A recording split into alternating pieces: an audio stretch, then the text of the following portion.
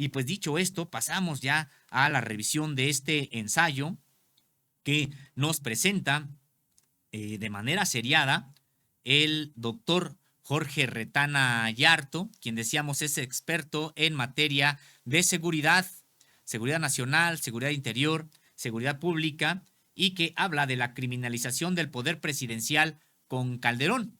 En esta entrega, la conexión con el foxismo. Y usted puede leer en www.contralinea.com.mx. En la interpretación de los hechos consignados, en esta serialización de artículos, dice Jorge Retana Yarto, es preciso dar a conocer a los mexicanos el ejercicio del poder presidencial durante el sexenio de Felipe Calderón Hinojosa. Estos análisis están sustentados en una investigación bibliográfica de fuentes especializadas en la temática en tratamiento. De esta manera, hemos acercado el contenido de obras completas, cuyos autores han investigado los vínculos entre el expresidente panista y su gabinete con el narcotráfico. Aquí el asunto es que no se trató meramente de excepciones, sino prácticamente de una manera sistemática de trabajar durante el sexenio de Felipe Calderón. Es decir, que haya llegado Genaro García Luna, hoy acusado y encontrado culpable de narcotráfico, y que haya llegado a ocupar la Secretaría de Seguridad Pública, la que supuestamente era la encargada de combatir al narcotráfico en México, pues no es resultado de que el presidente no se enteró y el otro era muy bueno para ocultarle su participación en el narco. Más bien habla de una política, es decir, de acciones sistemáticas, acordadas, conocidas y encubiertas por esa administración. En ese sentido, nos dice Jorge Retana Yarto, nos hemos centrado en lo relacionado con su política de seguridad y combate al crimen transnacional organizado, es decir, con relación a las estructuras de la criminalidad articuladas al trasiego de estupefacientes ilegales en distintas regiones del mundo. Sin embargo, esta política criminal se extendió a otros sectores de la vida nacional durante el periodo que hemos referido.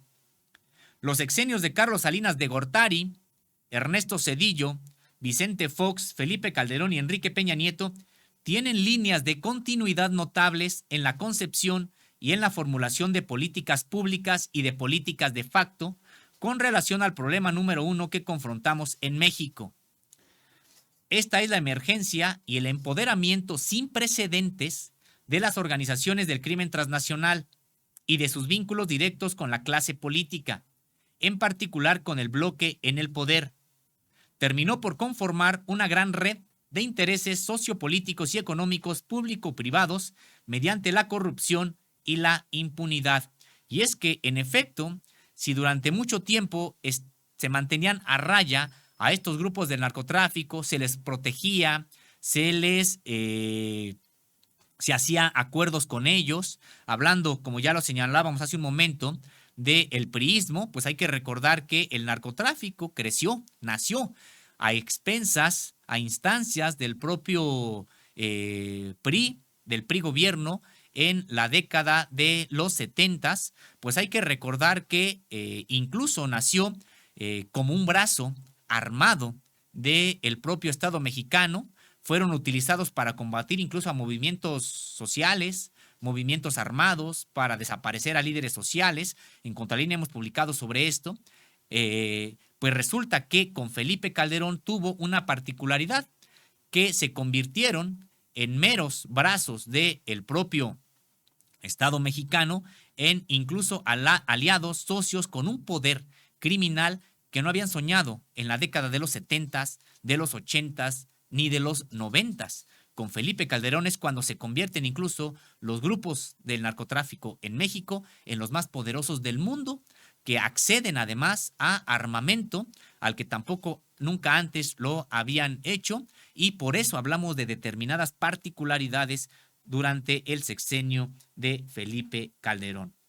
Y con respecto de estas líneas de continuidad que observa Jorge Retana Yarto entre los sexenios de Carlos Salinas, Ernesto Zedillo, Vicente Fox, Felipe Calderón, señala que ocurrió la emergencia y empoderamiento sin precedentes de las organizaciones de crimen transnacional y de sus vínculos directos con la clase política.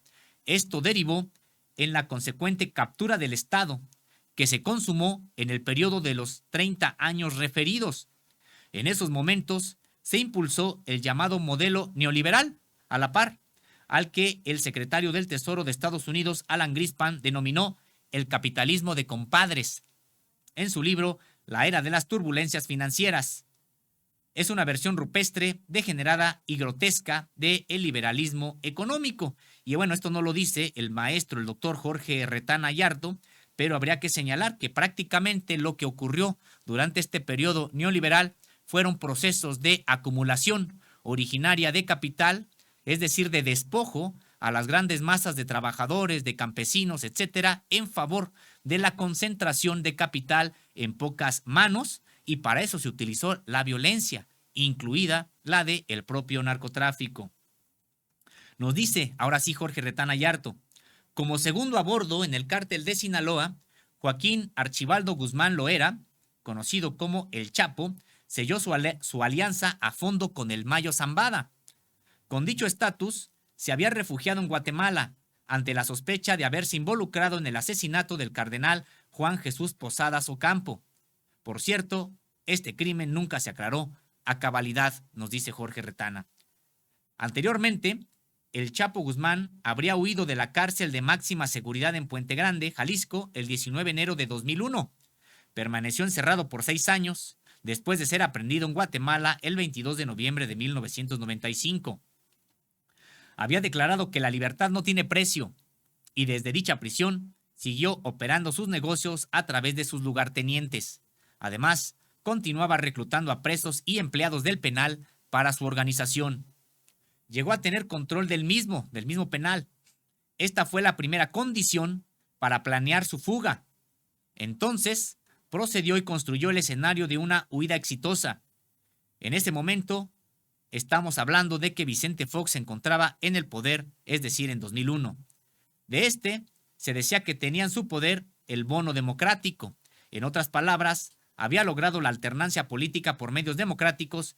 Su legitimidad era amplia, nos dice Jorge Retana. Sin embargo, ya tenía consigo a Genaro García Luna como un alto especialista en inteligencia, terrorismo, contraterrorismo y seguridad. Este venía del Centro de Investigación y Seguridad Nacional, el CISEN, y era coordinador de inteligencia en la Policía Federal Preventiva, creada en el sexenio de Ernesto Zedillo en la última década del siglo XX. Desde entonces, el crimen transnacional se desplegaba con fuerza. Nos dice también Jorge Retana Yarto, la policía judicial era un lastre, penetrada hasta el tuétano por las organizaciones criminales en expansión. Decidieron sustituirla y crearon la Agencia Federal de Investigaciones. García Luna era el cuadro ideal. Pueden observar cómo, nos dice Jorge Retana, nuestra investigación y narrativa nos lleva a enlazar hechos de un sexenio panista con los sexenios priistas anteriores. De allí, dice Jorge Retana, mi insistencia en que tenemos que visualizar el tema en retrospectiva. Estamos ante un proceso histórico en donde un grupo político de convergencia ideológica comienza robándose la elección presidencial de 1988 mediante una alianza política de orden criminal. Tejieron una red de criminalidad e impunidad que comprendió ese sexenio, es decir, de 1988, 1994, y los restantes de la alternancia y la vuelta del PRI, 1994-2018. Así, le damos un enfoque de carácter histórico-estructural a nuestra interpretación, dice Jorge Retana. Se supera la descripción coyuntural. Apreciamos las líneas de continuidad en los procesos políticos, dice Jorge Retana. El cártel de Sinaloa llegó a tener contacto y comunicación con el general Roberto Miranda, jefe del Estado Mayor Presidencial en el sexenio de Ernesto Zedillo.